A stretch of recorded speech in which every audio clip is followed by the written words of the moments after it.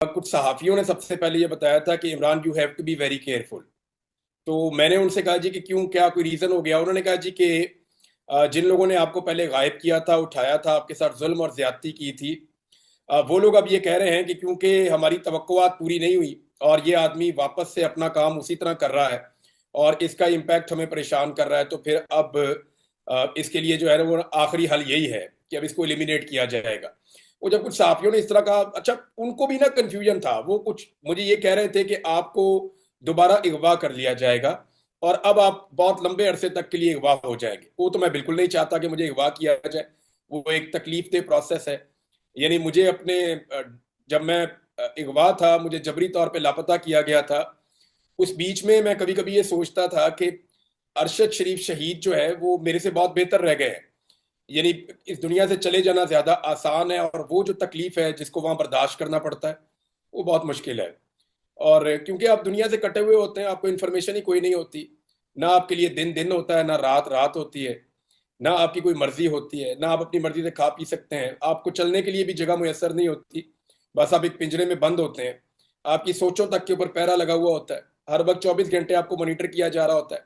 जब दिल करे आपको कोई जगा दे, जब दिल करे आपको कोई दवाई खिला दे, जब दिल करे आपको इंजेक्शन लगा दे, जब दिल करे आपको फैंटी लगा दे, तो आप एक जानवर की तरह की जिंदगी गुजार रहे होते हैं। तो वो बहुत मुश्किल होता है, खास तौर पे जिस आदमी में थोड़ी सी भी गैरत हो उसके लिए तो बहुत ही मुश्किल हो जाता है, वो ज़हनी मरीज बन जाता है वहां पे। मेरे साथ ये हुआ। यानी अगर ऐसी मेडिसिन हैं कि अगर आपको एक दवाई दे दी जाए, आप हंस रहे हैं तो फिर आप सारा दिन हंस रहे हैं, अगर आप रो रहे हैं तो फिर आप सारा दिन रो रहे हैं।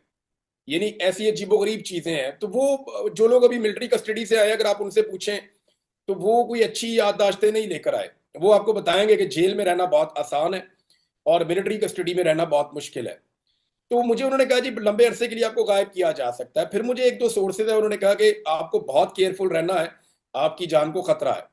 दूसरा, जब मुझे छोड़ा गया था तो मुझे जिस आदमी ने छोड़ा था उसने कहा था कि अब तुम्हारा आखिरी हाल यही है कि अगर अब भी तुम जाओ और जाके हमारी मर्जी के मुताबिक ना चलो तो हमारे पास फिर कोई और रास्ता नहीं होगा, तुम्हें मारना ही फिर मसले का हल होगा। ये मुझे उस ऑफिसर ने कहा था जिसने मुझे छोड़ा था। उसने कहा या तो तुम्हें हम यहाँ लेकर आएंगे वापस, तो मैंने कहा इससे अच्छी तो मौत है। उसने कहा तो वो ख्वाहिश भी पूरी हो जाएगी। ये उसका जुमला था। और उसने मुझे ये भी कहा कि फिर इसके अलावा हल भी कोई नहीं है।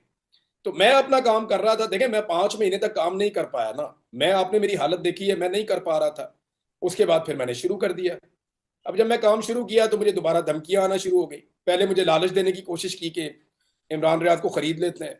मुख्तलिफ सोर्सेज से लोग भी मेरे पास आए, ऑफर्स लेकर आए, तो मैंने उन्हें इनकार किया। मैंने कहा जी मैं अपना काम करना चाहता हूँ और मैंने इस दिन का इंतजार किया है कि मैं ठीक हो जाऊं। तो मेरे अल्लाह ने मुझे सेहत दी है, तो ये जो मेरी फॉलोइंग है या जो मेरी जुबान है या अल्लाह ताला ने मुझे जो काबिलियत दी है, इसका मैंने जाके हिसाब भी तो देना है। तो मैं अपना काम करूंगा। मैंने अपना काम शुरू किया, उसका नतीजा आपने देखा, मुझे दोबारा घर से गिरफ्तार कर लिया गया। मेरे पे और मेरे वालिद पे और मेरे भाइयों पे भी मुकदमात बना दिए गए। अब वो लोग पाकिस्तान में है ही नहीं, वो बेचारे चले गए उस वक्त और उन्हें जाना पड़ गया, क्योंकि हमें समझ आ गई थी कि अब ये रियासत का इसका निज़ाम किसी को भी नहीं छोड़ेगा। और सबको इस बात की भी समझ आ गई थी कि मेरे बारे में भी उनको आइडिया था कि ये जब तक बोलता रहेगा तब तक खुश रहेगा, और जब इसको हम रोक लेंगे इसके काम से तो ये अ, यानी मुतमईन नहीं रहेगा। मुझे वो, यानी मुझे ऐसा लगता है कि मैं अब सौराब भाई रह ही नहीं सकता अपना काम किए बगैर, मुमकिन नहीं है। तो मैं अपना काम शुरू कर दिया, इन्होंने दोबारा गिरफ्तार कर लिया, फिर लंबे अरसे तक मुझे जेल में भेज दिया, 1 महीना मुझे इन्होंने रखा अपने पास। फिर मैं छूट कर आया, फिर मैंने अपना काम शुरू कर दिया। फिर मुझे बाकायदा कुछ इंटेलिजेंस के लोग मिले, उन्होंने मुझे मुबारकबाद दी। यानी उन्होंने कहा जी हम अचानक अच्छा। यहाँ पे आ गए, तो अचानक तो कोई कहीं पे भी नहीं आता। तो मेरे से उनकी जब मुलाकात हुई तो उन्होंने कहा जी कि आपको मुबारक हो, आप अब हज पे चले जाएंगे। तो आपका अदालत में केस लगा हुआ है। मैंने कहा जी मैं अदालत से इजाजत लूंगा, मुझे आप लोगों की नीयत के ऊपर आइडिया नहीं है कि आप मुझे जाने देंगे या नहीं, लेकिन मैं अदालत से इजाजत लेकर हज पे जाऊंगा। लेकिन वो जो मेरे साथ हुआ वो भी आप लोगों ने देखा। अच्छा, इसके बाद ना मुझे मेरे कुछ सोर्सेज ने बताया कि आपको ज्यादा केयरफुल रहना, आपके ऊपर अटैक हो सकता है। तो मैंने उसको ना फॉर ग्रांटेड लिया उस वक्त। फिर मेरी एक गाड़ी है, उसके साथ एक डिवाइस मिली हमें लगी हुई, क्योंकि